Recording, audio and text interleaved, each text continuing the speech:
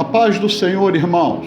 Chegamos à nossa última lição, lição 13 desse trimestre, a ser ministrada no dia 30 de dezembro de 2018, domingo próximo.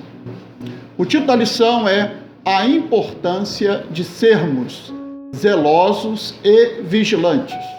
Irmãos e irmãs, o termo zeloso significa cuidadoso, diligente. Zeloso é adjetivo de zelo, que vem do grego zelos, que significa a característica ou atributo de alguém que demonstra dedicação ardente e cuidado com alguém em relação a outra pessoa. E vigilante vem do latim vigilians, que tem por significado atento. O texto áureo nos diz: não sejais vagarosos no cuidado, sede fervorosos no espírito, servindo ao Senhor. Romanos capítulo 12, versículo 11. Esse mesmo texto, irmãos, na Nova Versão Internacional, NVI, diz da seguinte maneira: nunca lhes falte o zelo, sejam fervorosos no espírito, sirvam ao Senhor. A respeito de ser zeloso, Voltaire, filósofo francês, que viveu de 1694 a 1778, disse o seguinte: não será uma vergonha que os fanáticos sejam zelosos e que os sábios se desmazelem? A verdade aplicada diz o seguinte: ainda hoje, a obra de Deus conta com aqueles que atendem ao chamado de Deus com amor e zelo. Em Josué 18:3 está escrito: e disse Josué aos filhos de Israel: até quando sereis negligentes em passardes para possuir a terra que o Senhor Deus de vossos pais vos deu? Irmãos e irmãs, Deus deu a terra prometida ao povo de Israel, mas por negligência, isto é, falta de zelo, não tomaram totalmente posse da sua herança. Irmãos, irmãs, devemos atender com amor e com zelo a nossa chamada para a obra de Deus. Objetivos da lição: mostrar que a obra do Senhor requer constante vigilância, ensinar o perigo de tolerarmos o mal, enfatizar a prática da oração como base de toda a atividade da igreja. Os textos de referência encontram-se em Neemias, capítulo 13, versículos de 1 a 3 e o versículo 30 desse mesmo capítulo. Irmãos, irmãs, dos versículos 1 e 2 do capítulo 13, nós sabemos que eles vêm de Deuteronômio 23, de 3 a 5. E quanto à origem dos moabitas e dos amonitas, irmãos e irmãs, vocês podem encontrar em Gênesis, capítulo 19, versículo 30 ao versículo 38. No versículo 3, nós observamos que, mediante o que foi exposto nos dois primeiros versículos, o povo só poderia concluir, e eles concluíram, que não poderiam ter comunhão com esses povos e deveriam apartar-se deles. Já no versículo 30, lendo os versículos de 4 a 9 desse capítulo 13, nós tomamos conhecimento de que o próprio sumo sacerdote Eliasibe dava guarida a Tobias, o amonita, um dos grandes inimigos de Neemias. O Tobias era aparentado com alguns membros da elite judaica, Neemias capítulo 6, versículo 18, e inclusive com o sumo sacerdote Eliasibe, Neemias capítulo 13, versículo 4. Eliasibe acolheu Tobias numa câmara do próprio templo, aproveitando o fato de Neemias ter que se apresentar ao rei. Isso a gente pode constatar no capítulo 2, versículo 6, e depois no capítulo 13, no versículo 6 também. Ao retornar, o zeloso Neemias colocou as coisas nos seus devidos lugares. Introdução. As Sagradas Escrituras nos dizem que o próprio Senhor confirma os passos de um homem bom. Jó, capítulo 34, versículo 21, e Salmos 37, versículo 23. O Senhor age dessa maneira porque pode nos ler por dentro. Foi assim que ele agiu com Neemias. Irmãos e irmãs, em 1 Samuel, capítulo 16, versículo 7, parte B, está registrado que o Senhor não vê como vê o homem, pois o homem vê o que está diante dos olhos, porém o Senhor olha o coração. Tópico 1. Há sempre alguma coisa a ser feita. Na vida, sempre nos deparamos com uma tarefa inacabada. Os afazeres não cessarão até o fim da vida. J. Packer ilustra esse tipo de experiência com a imagem das caixas chinesas. Cada uma que se pega tem outra dentro, à espera. É o que se repete na vida familiar, no trabalho ou na igreja. Para cada meta atingida, uma outra se apresenta. Vejamos os princípios adotados por Neemias. Item 1.1, removendo os abusos. O povo renovou o pacto mediado por Moisés com o Senhor, como vimos na lição 10. Isso incluía o rompimento de qualquer tipo de comunhão com os estrangeiros idólatras.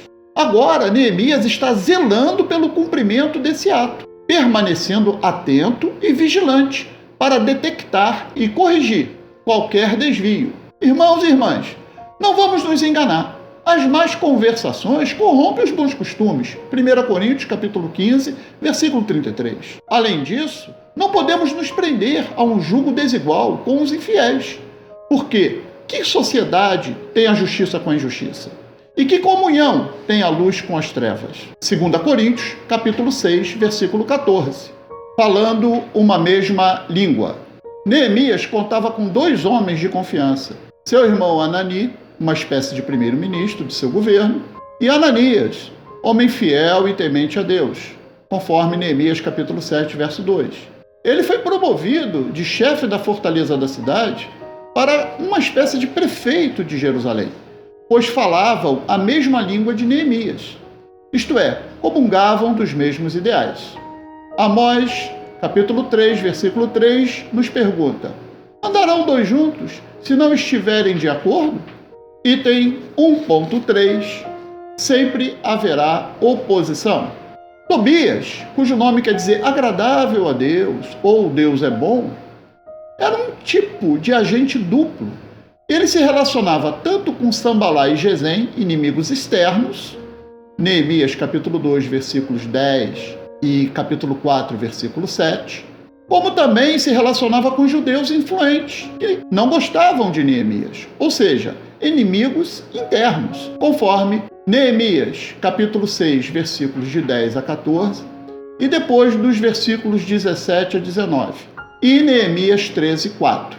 Por isso, ele era um dos mais perigosos inimigos de Neemias e da obra de Deus. Em Atos, capítulo 20, versículos 29 e 30, Paulo alertou os anciãos de Éfeso que, após a sua partida, iriam entrar no meio deles lobos cruéis, que não perdoariam o rebanho, isto é, inimigos externos, e que dentre eles mesmo se levantariam homens que falariam coisas perversas para atraírem discípulos atrás deles, isto é, inimigos internos. Item 2. O perigo da tolerância ao mal. Após cerca de 12 anos como governador, Neemias retornou para junto do rei Artaxerxes, Neemias capítulo 5, versículo 14 e capítulo 13, versículo 6. Nesse intervalo, muitos inimigos se aproveitaram da ocasião para agir com má fé. Neemias constatou que o templo e o culto foram negligenciados. Neemias capítulo 10, verso 39, capítulo 13, versos de 10 e 11. Neemias procurou a causa e descobriu que ela estava na tolerância ao mal. 2.1. Enfrentando os problemas. Neemias obteve a permissão do rei para retornar a Jerusalém. Logo ao chegar, ele tomou pé da situação e prontamente agiu. Neemias capítulo 13, versículos de 7 a 13, restaurando a ordem na província que estava governando. Um pensador desconhecido disse: quando o gato sai, os ratos fazem a festa. Neemias provou mais uma vez a sua competência e coragem para tomar as atitudes certas no tempo certo, e com mão firme recolocou as coisas nos seus devidos lugares e orou, demonstrando a sua total dependência do Todo-Poderoso. Neemias capítulo 13, versículo 14. Devemos aprender com ele. 2.2. Chamando o mal por outro nome. Os acontecimentos envolvendo Tobias e alguns membros da elite judaica nos levam a refletir sobre quem vem até nós e acolhemos nas nossas igrejas e até mesmo nas nossas casas. Nós temos que ser prudentes como as serpentes e simples como as pombas. Mateus 10:16. A palavra prudente aponta para inteligência, sabedoria, cautela. E a palavra simples aponta para sem maldade, puro, livre de malícia. Jesus nos ensina a combinar essas duas características para que, ao mesmo tempo em que exercemos a nossa simplicidade como cristãos, não sejamos presas fáceis das pessoas mal intencionadas. Item 2.3. Agir na dependência de Deus. Neemias também observou que outro ponto importante do pacto firmado entre o povo e Deus não estava sendo devidamente observado, isto é, a guarda do sábado. Pois os judeus trabalhavam e comercializavam nesse dia, provavelmente achando que estariam tendo prejuízos econômicos, se tal não fizesse. O povo foi exortado a ser fiel a Deus em tudo, inclusive na guarda do sábado, pois o caminho para se obter as bênçãos de Deus passa necessariamente pela obediência. E Neemias lembrou que foi a desobediência dos pais dos judeus que levou Deus a trazer todo o mal sobre eles. Neemias capítulo 13, versículos de 15 a 22. Irmãos e irmãs, na atual dispensação, nós não temos que guardar o sábado como lei. Gálatas 5:18.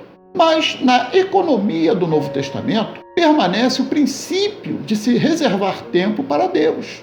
Isso é investimento e não desperdício para as nossas vidas. Item 3. A continuação de um bom trabalho. O exemplo de Neemias deve ser tomado como impulso vital para a igreja de hoje. Ele foi um homem decidido e sempre focado em seus objetivos. Precisamos instar pela primazia da palavra. O modelo instaurado por Neemias foi útil e desenvolveu ao povo o status de povo escolhido.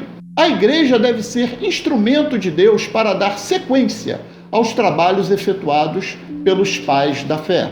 3.1. Refutando as críticas a Neemias. Irmãos, existem opositores de Neemias que se apegam em duas das suas atitudes para criticá-lo. A primeira, no despejo de Tobias. Mas o fato é que ele era amonita e teve destaque da oposição à reconstrução dos muros. Portanto, era necessário tomar uma atitude firme e exemplar contra ele. A segunda foi aquela relacionada aos eventos com aqueles que permaneceram em Jerusalém, mantendo a sua união com as mulheres estrangeiras. Neemias justificou a sua ação, mostrando as consequências funestas das mesmas ações praticadas pelo rei Salomão, não só para a sua vida pessoal, como também para toda a nação. 3.2. Um homem zeloso. Neemias certamente conhecia e colocou em prática o conteúdo do Salmo 69, versículo 9, a respeito do zelo de Davi pela casa do Senhor, que seria também lembrado pelos discípulos de Jesus por ocasião da purificação do templo feita pelo Senhor, registrada em João, capítulo 2, verso 17. 3.3. Um homem de oração. Certamente, irmãos, Neemias era um homem de oração. E 10 dessas suas orações estão registradas em seu livro. Se não, vejamos, no capítulo 1, versículos de 4 a 11, capítulo 2, versículo 4, capítulo 4, versículo 4, capítulo 5, versículo 19, capítulo 6, versículos 9 e 14, capítulo 13, versículos 14, 22, 29 e 31. Irmãos, o reverendo Hernandes Dias Lopes diz em seu livro Neemias, o líder que reconstruiu uma nação, que Neemias ele era um homem prático, pois orava e agia. E ele acrescenta que a oração sem ação é fanatismo e a ação sem oração é presunção. Conclusão. O livro de Neemias abordou a reconstrução das muralhas, mas também contemplou a questão da renovação espiritual, da redescoberta de que somos dependentes de Deus. A Igreja do Senhor ainda está na terra e precisa ter em mente que há uma missão a cumprir até a volta de Jesus. Amados irmãos, quero agradecer imensamente a todos que têm nos acompanhado e se inscrito. Irmãos, nós já estamos atingindo a nossa meta de inscrição, mas é nosso desejo ultrapassá-la. Portanto, todos aqueles que têm nos acompanhado, por favor, se inscrevam, deixe o seu like, se for possível, para nos ajudar. E eu quero aproveitar também a oportunidade para desejar um 2019 muito feliz e muito abençoado para todos os irmãos. A paz do Senhor e que o Senhor continue nos abençoando.